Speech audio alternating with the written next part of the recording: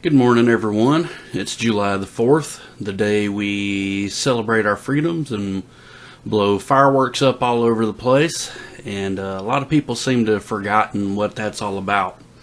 So I wanted to reach out to you a little bit this morning with a slight reminder and a little explanation.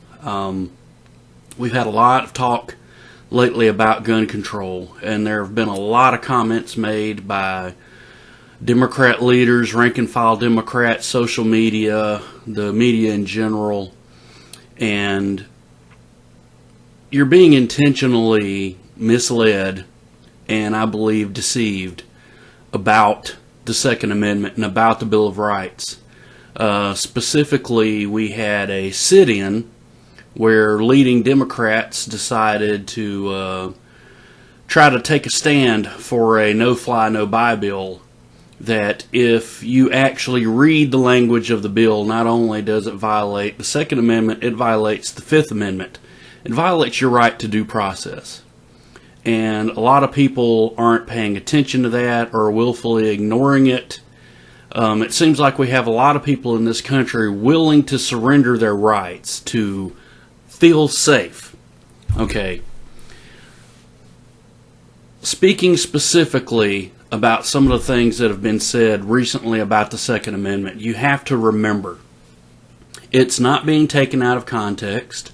It does not apply only to muskets. The framers of the Constitution were actively fighting a war. So you have to remember, we were being oppressed by the British, by the country that founded the colonies, by the country that legally had governance over us. You seem to forget the American Revolution was indeed a rebellion against a legally established government. So the framers of the Constitution had to take that into consideration when they wrote those first 5 amendments, what we refer to as the classic Bill of Rights. They worded them in such a way to make their rebellion legal and to justify the means by which they had to use to fight the British. Another comment that's been told to me about the Second Amendment when I bring up part of its meaning is, well, the American military is overwhelming now anyway. It doesn't matter if we have the right to gun ownership. We can never stand up to them. And that is in itself a lie. The British Army was considered undefeatable at the time. That's why the French fought a proxy war through us with Britain. That's why the French stood by our side and armed us and trained us the way they did, because they also couldn't stand up to Britain. Everyone felt that they were just, no one could stand up to them. They were the most overwhelming military power in the world at that time. And yes, we started out with muskets, but by the time the Bill of Rights was ratified, the world's first semi-automatic rifle was actually in use in American hands and helped us defeat the British, who were using muskets. See, you have to understand the ways you're being misled about the Second Amendment, about the Bill of Rights. The Second Amendment is not to protect hunters. It's not just to let someone own a handgun and protect themselves personally.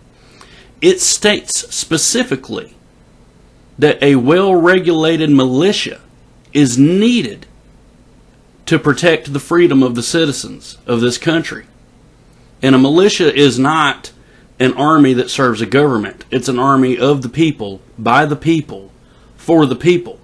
That's what the first 5 amendments are all about, including the 5th, your right to due process, which so many of you seem willing to surrender with the no fly, no buy. Every one of you that hashtags no fly, no buy, you're saying, hey, I don't need my right to due process. You're saying, hey, I don't need my Miranda Rights read to me. You're saying, hey, I'm okay with a police officer just coming in, arresting me, not telling me why I'm being arrested, and throwing me in a jail cell for 30 years with never allowing me to defend myself and not knowing why I'm there. The Second Amendment places no restriction on weapons or ordnance owned by citizens. Now, yes, I will agree with you, there does need to be common sense in place, of course. Someone who has a history of criminal activity. someone who has a history of mental illness. Of course, those people, don't necessarily need firearms because they're a clear and present danger to the populace. And giving them a firearm would not be a smart plan. But law-abiding American citizens, you cannot restrict their rights. I'm sorry. The arguments that people don't need an AR-15, the reason that you need an AR-15, the reason that you need high-powered weaponry is the fact that the United States government owns that weaponry. See, the framers of the Constitution were fighting tyranny. And they framed those first 5 rights very specifically to make sure that a tyrannical government could never rise up and oppress the American people. And that's what you have to be cognizant of when you're debating the Second Amendment, when you're debating the Fifth Amendment, which you are doing and not even realizing it when you hashtag no fly, no buy. Those rights are there for a reason, to make sure that our government can never rise up against us, not that we can't rise up against it. You see, the Constitution gives the people the power, not the government. It's a government of the people, for the people, by the people, and rights such as the First Amendment, which tells us that we can say pretty much anything we want to about our government. The Second Amendment, which says we hold the power. We can have weaponry and hold the authority. The Third Amendment, which says that soldiers can't just bunk up in your house for no reason. Why don't you talk about the Third Amendment when you talk about the Bill of Rights being out of context with today? How often do you see soldiers just trying to go stay at your home?